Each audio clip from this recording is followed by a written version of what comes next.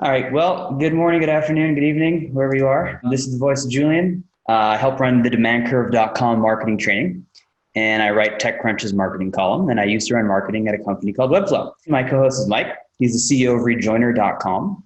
And Rejoiner is basically the premier email service provider for D2C brands. So Guess, Hydro Flask, Native, Human, Triumph, and a bunch of others. And so why I like them, what's interesting is they're unique in that they've combined their email software, which powers the whole email marketing stack, with a team of hands-on consultants that actually dive into your email campaigns with you. So they actually help you rewrite your copy, they help you redo your creatives and schedule your emails at the right time and figure out the right sort of timeline and drip sequence to maximize conversion. So it's like software combined with hands-on premier service. That's the magic of it. That's why I asked Mike to join us, because we also use Rejoiner. All right, my friend Mike, it is all yours. I might ask you to speak loudly into your phone in case the volume is low. My talk today is going to be broken out into three parts. Part one is going to focus on how do we get into our customers' inboxes consistently and reliably. Part two will focus on how do we convert once we get there. And part three will focus on how we measure performance and success. So for most e-commerce companies, for most retailers, right, the emails we send will broadly fall into one of three categories. We've got broadcasts like newsletters and promos that are going out to our entire list or a segment of a list. We've got lifecycle sends, which are behaviorally triggered by the actions that people are taking or not taking on our site. And we've got transactional sends, stuff like shipping confirmations, receipts, order confirmations, right? Now, you can have all the basics covered from a triggering perspective, but the most fundamental challenge we see a lot of the retail brands that we work with are currently facing is basically their ability to inbox reliably. And it could be because they've made mistakes in the past. It could be because their sending infrastructure is just not set up for success. But I want to start with the foundation of a strong email channel, and that is your reputation as a sender. Right, so reputation is a combination of a number of things, right? It's about the health of your sending infrastructure, right? In other words, are the IPs you send from viewed favorably by ISPs? Reputation is the rate at which recipients engage with the emails you send, right? How often do they open? How often do they click? How often do they forward? How often do they reply? We call this positive signal. Reputation is the length of time where you've been generating positive signal consistently, right? How much history do you have as a signal? As a sender, or are you completely new? And obviously the negative signals you generate are really important. Things like hard bounces, complaints, deletes without reading. Now the benchmark to look at for complaint rate, this one is really important. Your complaint rate should be under 0.02%. That is one person complaining for every 5,000 you send to. So reputation is made up of a number of things, right? And if this ratio of positive to negative signal gets out of whack or gets out of alignment, your ability to inbox is going to decrease. So let's talk about monitoring your reputation first, right? For most of us, Gmail addresses represent a significant percentage of our subscriber base, if not the vast majority. Now, the challenge in terms of reputation is that Gmail's feedback loop doesn't report negative signal in a way that your ESP can report on it. It's private data. So this is where Google Postmaster Tools is an indispensable tool, right? Postmaster Tools is Google's user-facing reputation monitoring tool. Really simple to set up. It's just a simple DNS record that proves that you own the domain you're trying to get reporting for, and it gives you a daily readout on your reputation through the eyes of Gmail. Of course, other ISPs do report complaint feedback into a public stream, and that's what your ESP is reporting on. So it's really important to have a read on both Gmail and the ISPs that are reporting publicly. So what happens if you have a problem, right? You set up Postmaster Tools, you start sending, and Postmaster Tools tells you that you have a bad reputation. Right? I get this question all the time. To fix a bad reputation, my first piece of advice is to diversify your mail stream. What I mean by that is purposefully send a mix of email that has a high chance of driving positive signal, mixed in with maybe conversion-focused programs that have a lower chance of engagement and might have a higher chance of generating negative signal, right? Balance the ratio of positive signal to negative signal. A simple but also very powerful idea is to also intentionally send email to subscribers that is designed to elicit a response, a reply. Like in terms of currency, replies are the most powerful form of positive signal that ESPs look for. And in some cases, simply focusing on generating replies as your main goal can fix a damaged reputation very quickly, because an ISP like Gmail sees that as the most high quality interaction you can have with somebody that you're sending to. Now, as far as maintaining list health over time, there's a few things you can do. We recommend using double opt-in and capturing explicit consent. So yes, using double opt-in will impact the rate at which you can convert anonymous traffic into opted-in subscribers. And it's not a requirement in the US to use double opt-in. But we think that the long-term effect of having a double opt-in list is that you'll be much less likely to send email to unengaged folks over the long term, because your subscribers have given you a very positive signal that they're interested in hearing from you into the future. You're much less likely to generate that negative signal from people who, were kind of on the fence. They weren't really interested in subscribing in the first place. It's also highly likely that in the next couple of years, the US is going to see privacy legislation that's going to mandate double opt-in and explicit consent for every subscriber that you send to, right? This has already happened in the EU with GDPR, and there's sort of this wave cresting in Congress where some sort of privacy legislation will be enacted. So it's best to start. I mean, it's a best practice anyway, right? And then you can be prepared when that legislation goes into effect. The other thing you can do in terms of list health and increasing that ratio of positive signal, right? Establish a sunsetting policy where you're looking at engagement of subscribers on your list, and you're saying, after some period of time, if we don't see enough engagement or see any engagement, we're going to proactively purge those subscribers from our list, whether it's 3 months or 6 months or 9 months. It's different for every brand in terms of where they want to draw the line.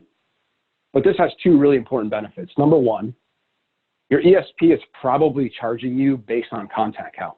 So why pay for subscribers who have no likelihood to engage in the future? Number two, you'll send less email that is going to a more engaged audience, which in turn is going to generate more positive signal, more opens, more clicks, more forwards, more replies. And this is going to have a big impact on reputation over the long term. If you continuously send to inactive subscribers and they delete or they don't open, and you send week after week after week after week, that is damaging because it's lowering that ratio of positive signal. We also recommend using programmatic email validation. So over the last couple of years, there have been some great vendors who've come into the market who basically give ESPs like us the ability, and actually, end users as well. I mean, you can upload your own lists as well. They basically give you the ability to send them an email address, and they give you an immediate response back and tell you, is this a known spam trap? Has this email address been graylisted? Is there a syntax issue? Is there a misspelling? With some ISPs, they can even ping the inbox and see if it's active. So great tools like Zero Bounce, Never Bounce, even Mailgun and SendGrid are starting to offer programmatic email validation. And this is all in an effort to proactively identify and remove problematic email addresses before they create issues, before they create hard bounces that are going to be damaging.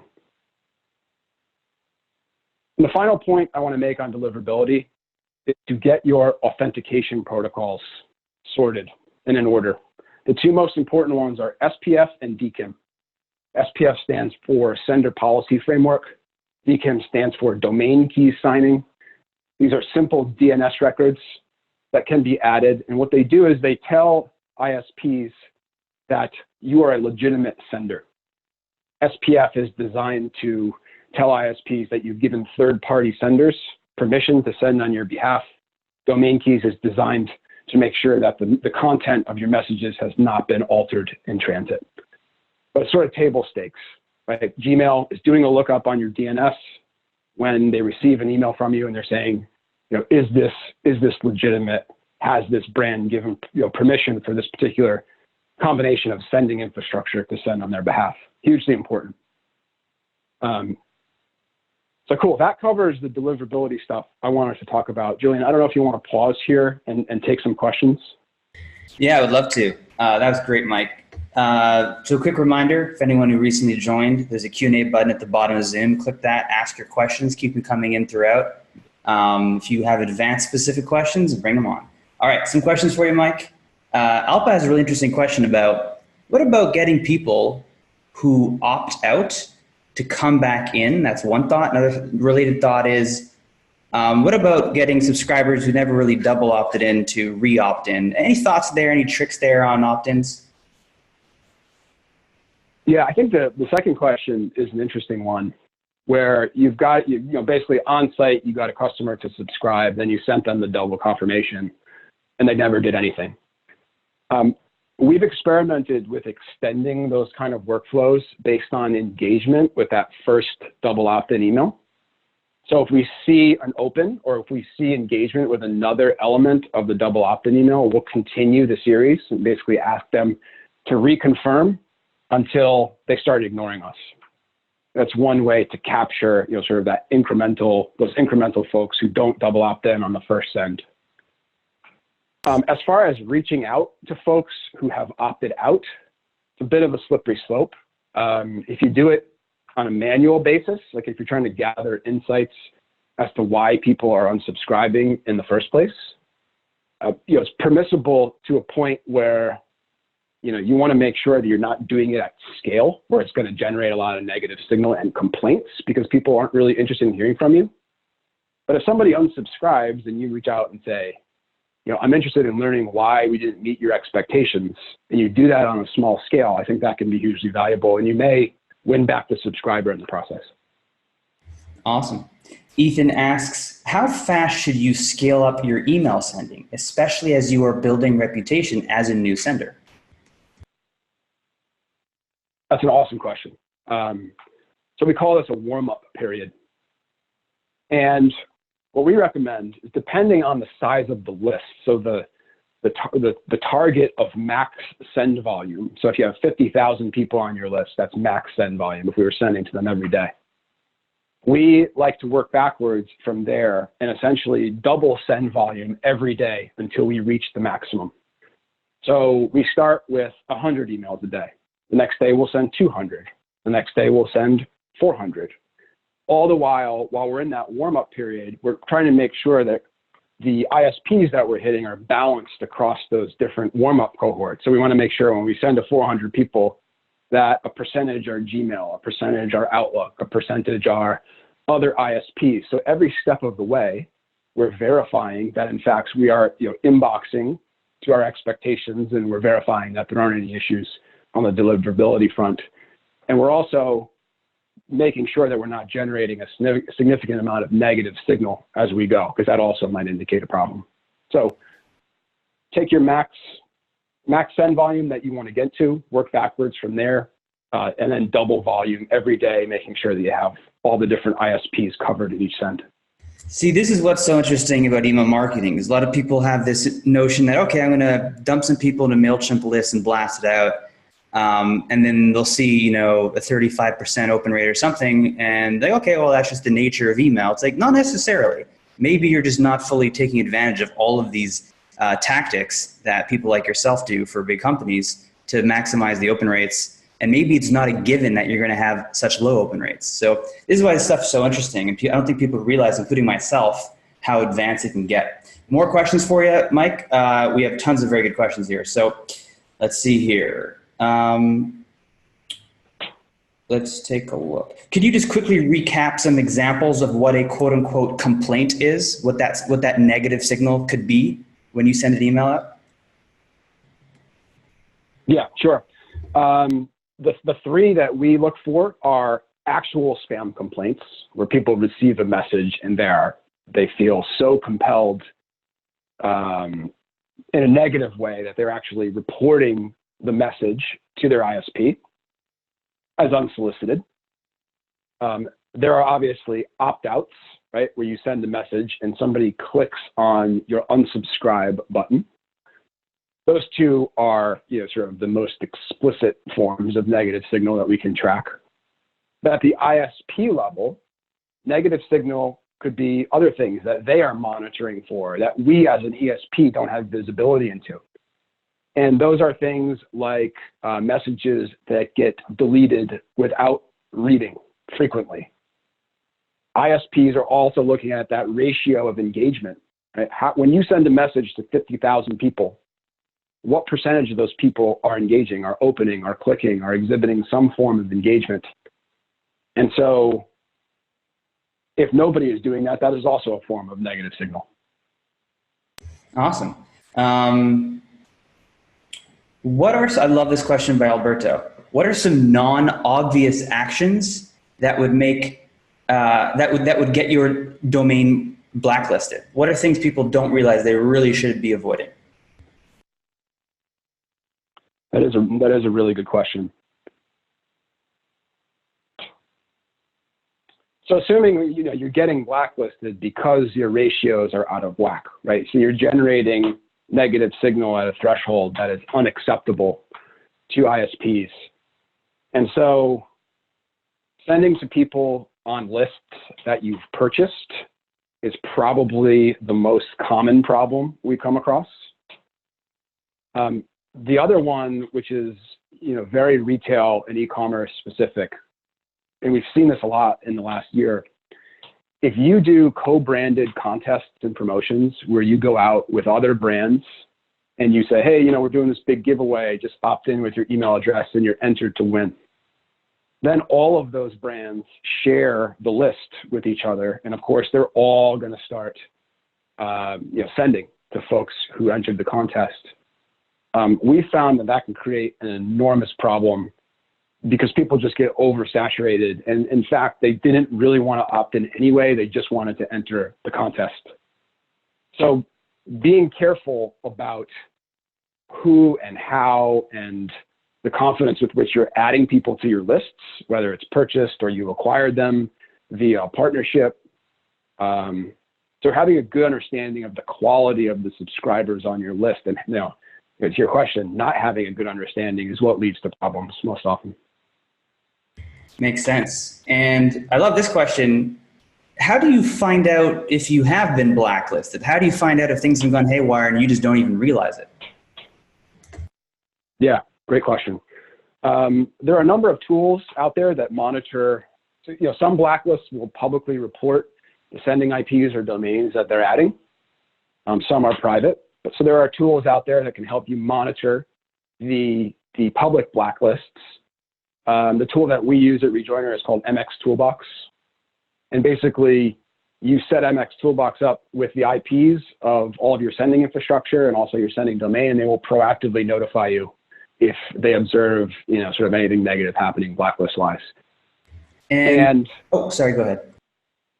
And I was going to say, it's like, if you're sending a lot of email, you will inevitably get blacklisted at some point. It's just going to happen. And so the important thing is that it's not the end of the world, right? Every blacklist has a delisting process where you can reach out, you can explain what happened, you can explain why, why you think there was an issue with negative signal. And 99% of the time, if you are not a repeat offender, you can get delisted fairly quickly. Awesome.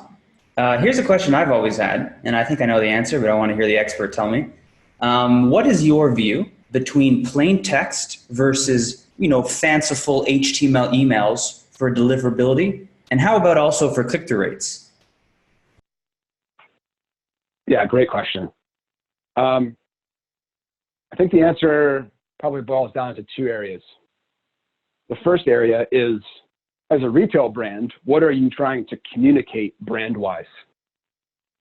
What's the visual look and feel you're trying to achieve? You know, is having beautiful photography of your products and beautiful typography that is consistent with the other things that you're doing out there in the world, how important is that to you, and how important is that to your customer, that things are consistent? Certainly, using text-only emails, I would say in a retail setting is unusual. There aren't many brands that are out there just doing text-only stuff because they want to tell that larger brand story. But certainly in a B2B setting, text-only is what most people are going to use by default. You know, and from a deliverability perspective, you know, I don't have any data to say that text-only is going to inbox at a higher rate than something that is more designed. There's too many other factors related to reputation. You know, certainly content matters, but I don't think it matters as much as having a healthy list that engages, that exhibits positive signal, that you've done double opt-in for. So I can't say that text only is going to inbox at a higher rate than something that's more designed. And Charlotte asks, and this is a question that summarizes a few questions coming in. Would you mind, Mike, just quickly rapid fire recapping some of the tools you would plug? For example, Google Postmaster, maybe, and MX Toolbox and Rejoiner. Just can you give us a quick list and what each one does? Maybe like 30 seconds on that. Yeah. On the deliverability front, the important ones are as follows. So Postmaster Tools is going to give you reputation feedback through the eyes of Gmail. Very important. If you have, every ESP is going to provide negative signal and complaint feedback from the ISPs who report publicly. So you should have that in your ESP. On the validation side, there are a couple vendors out there that we've worked with. Zero Bounce and Never Bounce are two that you can hook into programmatically, or you can just upload a CSV of email addresses and they will give you a report back with their analysis of the quality of those emails. Awesome. And I think that was all I covered cool. For deliverability. Let me know if I missed any. I'm sure we'll get to more later. Alpa asks, cool. And this merges with a question from Julie. Actually, I'll start with Julie's question. So Julie asked, what are the best ways to build a list? I know this is a little bit off topic, Mike, so if you could indulge us. The best ways to build a list if you're a small company. And then Alpa asked, what are your thoughts on buying lists? How much can this hurt your sending score? What are the pros and cons of buying email lists? Yeah, I'll answer the second question first. I would, in every case, recommend against purchasing lists of email addresses. And I say that because there are also going to be, your competitors, there's going to be other people in the space who are also buying those same email addresses and sending to them. And the folks on these purchase lists are going to have no tolerance for unsolicited outreach, which is going to generate a lot of problems, a lot of complaints, a lot of opt-outs, a lot of unhappy people. So in all cases, I recommend against buying lists. And sorry, Julian, could you repeat the first question? Yeah, sure. This might be a little bit too off topic, so you're welcome to say pass on this next one, Mike, but just thoughts generally. If buying lists is a no-no, what are some thoughtful ways of building up your list in the first place? Yeah, that's a great question. So, that's a big topic. I could probably do a presentation just on that, but I would say the highest quality, in terms of acquiring new subscribers is going to come from efforts that you are undertaking on your own site, right? So it's email captures at the top of the funnel where you're incentivizing anonymous traffic to opt in, to get a small offer. It's content where folks are landing on blog posts organically and feeling compelled to want more content from you, so they subscribe. It's about being intelligent during your checkout process in terms of how and where you ask for consent and permission to send email in the future. So like at a high level, in terms of list building, we refer to this as identification strategy, right? What are all of the different tactics we can employ throughout the funnel to encourage anonymous people to give us their email address at the end of the day? And there's all sorts of stuff you can do, whether it's on site, whether it's, dropping subscribe forms on product detail pages, whether it's capturing email addresses for products that are back or are out of stock, and you're going to notify folks when they're back in stock. So things like that. That's a big topic. Awesome. Okay. The questions are so good, and there's a lot of them. So what I'm going to do, Mike, out of respect for you and some of the other good meaty topics you're about to get into, I'm going to ask you one last one for now. We're going to go back to your insights. But I would love to encourage people to keep the questions coming. These are fantastic. Please keep them coming.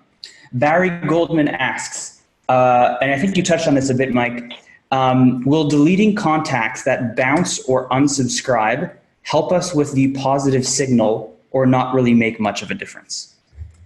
No, it'll make a huge difference, because you're not going to be repeatedly trying to send to an inbox that is never going to engage with what you're sending, which can only lead to bad things. So yeah, purging hard bounces.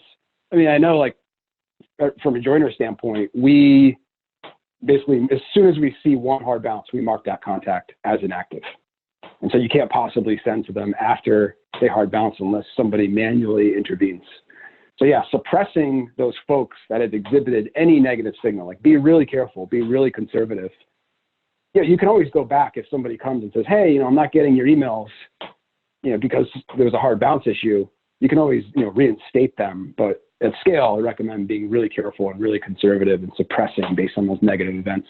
I think that's a good point, which is with email marketing in general, be conservative. Like, purge people if you're on the fence as to whether you should. And if they wanted what you had, let them opt back in, or somewhere on your website in the future, they can opt back in if they're not getting what they want, just because of how risky poor email infrastructure can be. All right, Mike, I'll throw to you for your next section on how to improve conversion.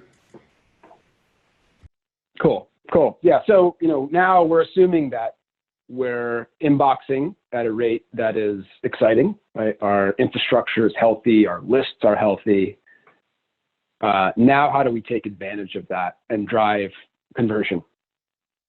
And actually, one of the questions sort of touched on my first point, which is, I've been really excited about this idea of subscribe intent. And what I mean by that is, you're capturing email addresses throughout the funnel, right? In all these different places. And what's important to understand is what drove someone to opt in the first place, and where did they opt in? Did they opt in for an offer on your homepage? Did they opt in while they were checking out? Did they land on a blog post from organic search? The intent matters a lot, right? And that new subscriber workflow, the emails that you send as soon as somebody has joined the list, is one of your best opportunities to activate a new customer and drive first purchase. And so if you are sending a generic welcome series to everybody who joins the list, regardless of subscribe intent, you're missing a big opportunity. Because somebody who activates on a blog post and subscribes, compared to somebody who filled in their email address on an exit intent pop-up, right, they have very different intents. And so the follow-on email series needs to have very different messaging in order to drive maximum success, right? And so, in some cases, right, you're going to want to deliver an offer to someone. In some cases, you're not. Maybe if they're opting in on content, you give them more content, more of what they're interested in, right? But I want to just touch on offers for a second. And this is kind of like outside of specific to email stuff. I mean, this is more just like things that we've learned over the years, right? But for offers, we recommend trying stuff that isn't a dollar off or a percentage off of next purchase. And I highly recommend people to consider alternatives like free gift with purchase, product samples, branded swag, stuff that helps people go deeper with your brand. And a lot of times these alternatives will convert at the same rate as a percentage off, but drastically reduces the margin you have to give away by like delivering on that 15% off your next order. If you sell a consumable product, we've also seen travel size offers will usually crush it. Native is a great example of that. They use a travel size deodorant. in their abandoned cart flow. And it's always performed better than any percentage off or dollar off discount we've ever tested.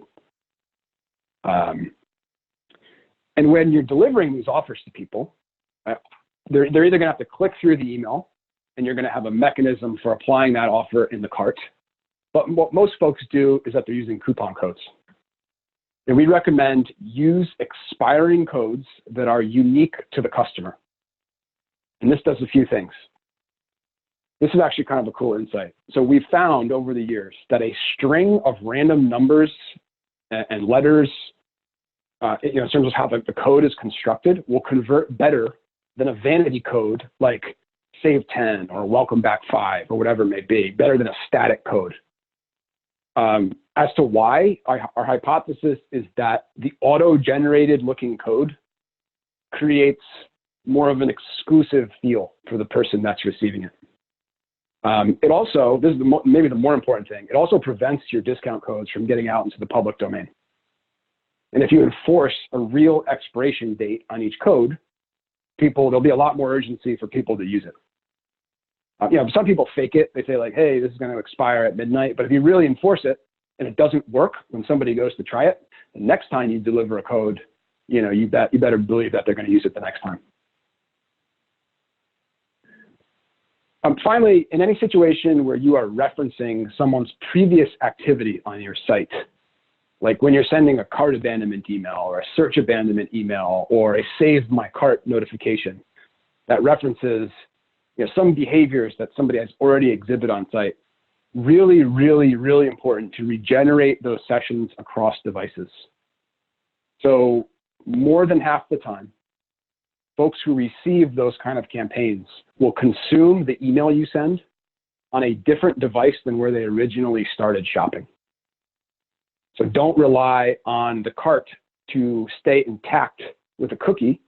You need to be able to regenerate wherever your customers are consuming the emails that you send. Big conversion booster for those types of programs. So I was going to get into performance reporting and measuring success. Julian, you want to take some questions on conversion topic? Yeah, would love to. We've got some good questions here. Spencer asks, what's an effective framework from a conversion standpoint for deciding on email styles? For example, one style might be a very pretty formatted mailing with big CTAs, so big buttons. Another style might be a founder, like a real person saying in a pure text email, like, hey, just wanted to check in and see how you're doing, blah, blah, blah, blah. By the way, here's an inline link to our thing. I'd love to hear your thoughts there from a conversion standpoint, Mike. So the question is, what is the right framework to determine what's going to perform better? Yeah. I mean, it's very situational, right? I mean, I think if you're sending a welcome series and you want it to have a very personal feel, like a letter from the founder, but you're doing that in an automated fashion, it probably makes more sense to go text only in that scenario. If you're sending a broadcast that's, announcing your latest product launch and there's beautiful photography and brand details that you want to include, text only doesn't really make sense in that scenario. Certainly, I hate to default to this answer, but like if there's a situation where both apply, I mean, the only way to do it is to test it, split test it. Also, if your product is particularly visual, if you're a fashion company, makeup company or apparel company, whatever, it might make a lot of sense to just really lead with beautiful, bold images because that's usually what'll get people to click and buy from you. So yeah, it's very case by case dependent. A couple super quick questions and then we'll move on to the next section. Let's take a look. Some of these are actually more about the previous section. Give me a moment.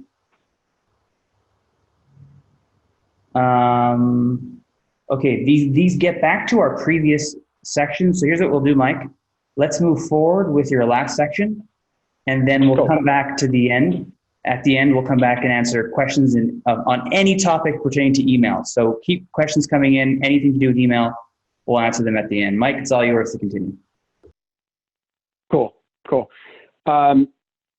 Yeah, so these final points I want to make are, we're assuming that we are inboxing reliably.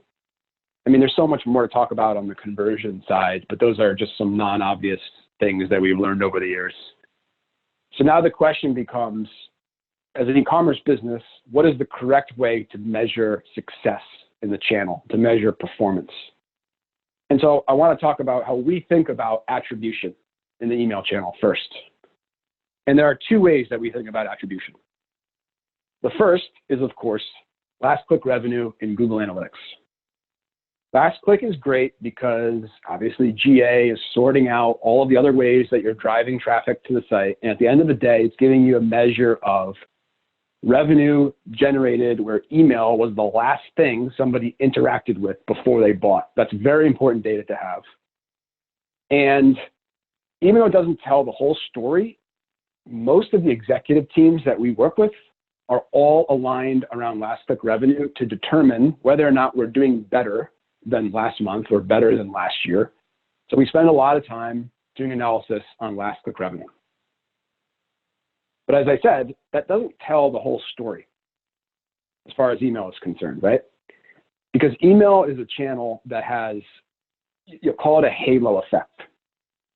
What I mean by that is consistent brand touches via email over a long period of time will create more valuable customers over time than if those brand touches had not occurred, right? The incremental gain by delivering good, high quality content to your audience over the long term is not necessarily always represented by last click revenue in Google Analytics. So what you're making a bet that you're trying to create a higher value customer over the long term. Now, I'll give you an example of this in practice, right? We've all heard of Huckberry. They built their business on a fantastic email newsletter. They have amazing merchandising, and they send twice a week. For the past 4 years, I've literally opened every single Huckberry email that has shown up in my inbox. Hugely important in terms of how I relate to the brand. What I have never done, even though I have purchased from them quite often, what I have never done is clicked on that email and purchased in the same session where last click would have said, yep, it was that newsletter that drove Mike to convert. The reason why Huckberry's newsletter is so powerful is because they've achieved this halo effect where it's like, even if I open the email and I get the smallest amount of value, what that's doing is triggering this, subconsciously that I'm going to open the next time to see what they have to say. And so it's important to try to measure the incremental improvement in terms of the value of the customers who are exposed to your email. And measuring that in a way, you could use, there's a couple different ways you can do that, right? You can look at view through attribution, how many people are opening and then go on to purchase. But the final point I want to make is the other way you can measure it is with control groups. So taking a subset of customers and actually not marketing to them at all, taking a subset of your list and making sure that they aren't getting your broadcasts. And what that's going to help you do is measure what does a customer's organic purchase behavior look like when we aren't marketing to them. And then we can compare the value of a single customer in the group that we're sending to the value of a customer in the group that we're not. And that gives us a measure of incremental lift. And maybe there isn't any, right? Maybe you are not, because email is a tricky channel, right? You send and it always looks like it's working to some degree. People open and click and convert. But what control group testing helps you answer is, are we cannibalizing a sale that would have happened anyway? What is the incremental gain we're achieving by delivering this marketing to a group of customers versus not delivering it? It's a very simple concept, and it can apply to other channels as well, but it's hugely important in the email channel to verify that, in fact, you are incrementally changing people's behavior from what they would have done on their own.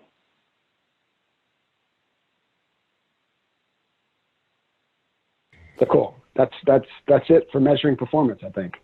Beautiful. Mike, a little fun fact for you before we get to some good questions here. In every webinar, there's a sort of drop-off rate, right? Where at some point, maybe 75% of the way through, like a third drop off, they're busy, they're not interested. This is the lowest drop-off rate of any webinar we've ever done. it was a huge testament to how fantastic your insights are. So thank you for all of this. All right, Matt. Cool. Matt asked a great question. Well, I love this question because it's very cheeky, but he says, Mike mentioned free gifts as a tactic.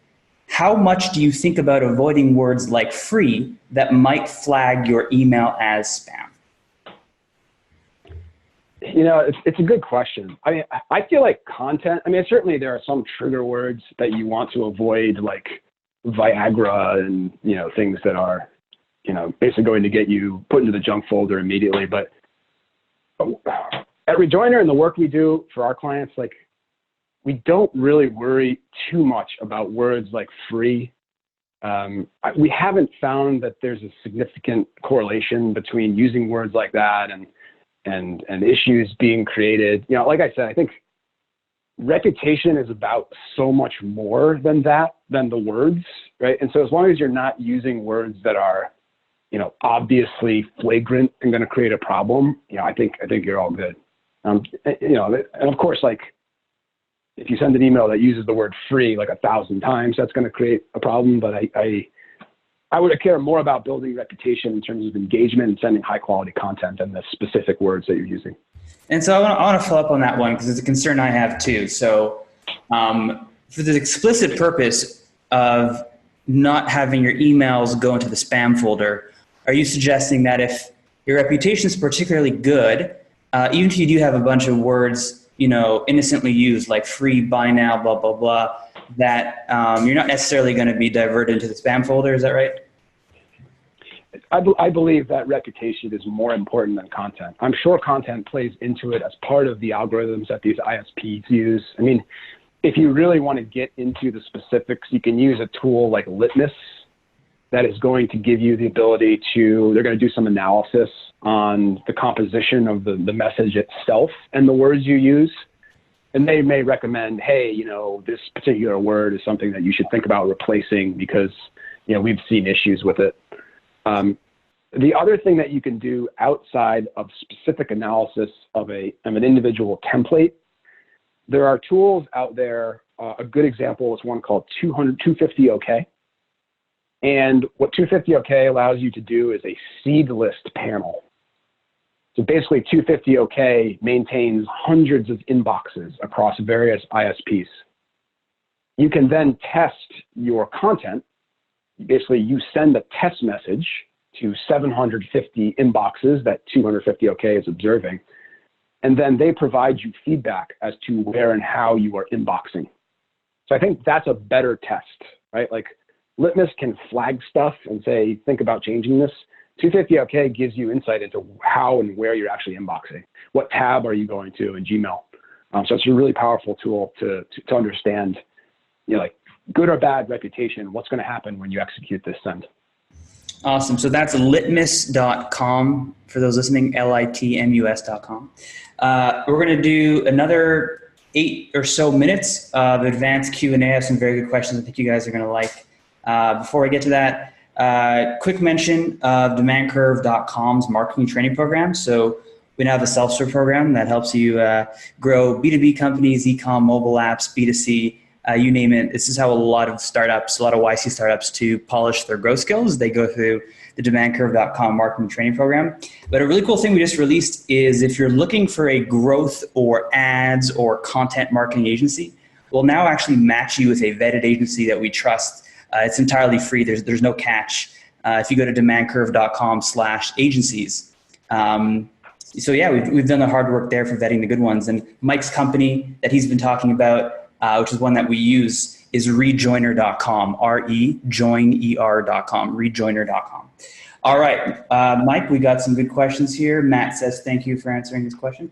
I'm going to answer one question myself real quick. Grego says, I see most demand curve email subject lines are in lowercase. Is this intentional?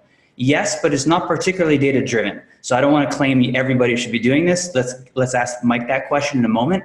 I use lowercase emails, subjects when I'm sending emails because personally, and also I have a little bit of data on this, they just look more casual. So it kind of sneaks through your radar of like, hey, is this email marketing spam? But Mike, what are your thoughts on that? The notion of trying to make emails look more casual. Also, I don't want to be sneaky, but I'd love to get your thoughts there. Yeah, I mean, I love it in the right context, right? And for B2B use cases, it makes a lot of sense. My experience is 99.8% building out B2C programs for retail brands. But certainly in our own outreach, yeah, I mean, if you're automating something and you want it to feel more personal, certainly taking more, casual cues as far as how you structure subject lines and, pre-headers and the copy that you use. Yeah, absolutely. I'm in favor of experimenting with that. Awesome. Mariana asks, what is a good cadence for sending emails without becoming annoying? And where's that nice sweet spot? That's a really good question. I think the better question is how much high quality content do you have to deliver to your audience? And that's a better way to determine at what frequency we should send. If you're sending amazing stuff every day and you see that your subscriber retention is, holding steady and you continue to get great engagement, sending every day is fine. Where people run into issues is that it's very difficult to staff and resource a project where you need to be creating or curating that content in a way where that type of frequency is possible. Generally speaking, like from a frequency capping perspective, we limit one send per day for our clients. So if somebody goes in and triggers an abandoned cart email and they get that email at 9 a.m., but there's a broadcast going out at 5 p.m., they would not get that broadcast. I just think hearing from a brand more than once in a day is too much for most people. Hearing from anybody more than once in a day can be too much. Yeah, right. Especially my cousins. All right, Torben asks a good question. He says, let's say you have a big email list because you've had many buyers over the past several years, but many of those old buyers have forgotten about your company most likely. How do you think about warming up people who you do have permission to email to, but they're like, who's this person? Yep. Put yourself in their shoes, right? Put the subscriber first and be very intentional about your outreach in terms of how you try to reactivate them. I would not just start sending to them out of the blue. This might be an example where even B2C retail might be a good opportunity to use like more of a text-only approach, letter from a founder, reaching out to these folks and saying, hey, listen, you've purchased from us in the past. I know that we haven't really communicated via the email channel all that often. We'd like to start delivering more consistent, high-quality stuff to you. Are you even interested in continuing? You can have a link there that says, yes, opt me in, I'm ready to go. Or you can have a link, no, unsubscribe me right now, I don't want to hear from you anymore. To give them the ability to curate their own experience. Yeah. Neil, by the way, if you're around, stay on the line because I might throw to you for some questions if you'd like. Actually, Neil, if you have any follow-ons to Mike's answers, feel free to jump in. I'm going to move on to the next question. Neil, by the way, for those listening, is my co-founder at Demand Curve. Okay, so somebody asks, and this is a little bit of its own conversation, so maybe we'll do it rapid fire. Good techniques for getting people to opt into your mailing list. I would focus on 3. On-site email captures that incentivize folks to opt in via an offer, a free resource. Depending on what you sell, you can create content and position that as a sort of a value add when people opt in. So on-site email capture would be number 1. Number 2 is how you position your email captures and opt-in in your checkout process. And then the third way would be how you leverage, if you have an existing list, how do you identify customers who are on the existing list when they're clicking through, say, a broadcast send and coming back to your site? that is an opportunity for identification. Like if you're using two different ESPs, one for broadcast, one for automation, I'm going to make sure that those subscribers become identifiable when they click through your broadcast.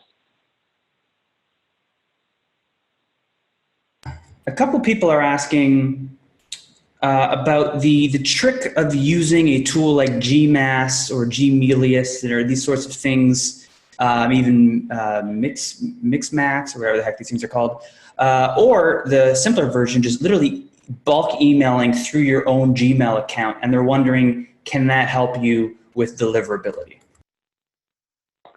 Yeah, that's like probably out of scope for me. We don't do a ton of bulk emailing like through personally owned Gmail accounts. Certainly, I would guess that because it's coming from a personal account, that maybe those messages are not looked at with the same level of scrutiny as those that are being delivered by third-party senders.